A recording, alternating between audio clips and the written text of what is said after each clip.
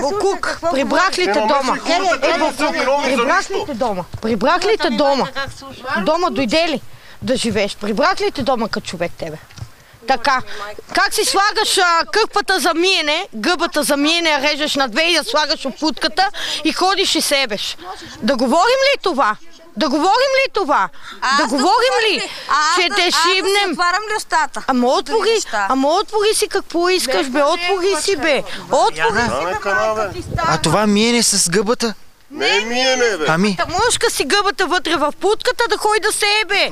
С каква цел? Като в цикъл да ни тече, разбираш, и да не се познава, че е омензис. Ето, целата е. Вместо тампони? Да, вместо тампони, защото няма пари за тампони. Какво? Това не го бях чувал.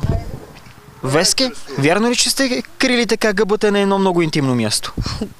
Това е абсолютно глупост. Леле, две деца имам да умрат. Две деца имам, ето заклевам се. Две деца. По половинките гъбите са, че ги свалим.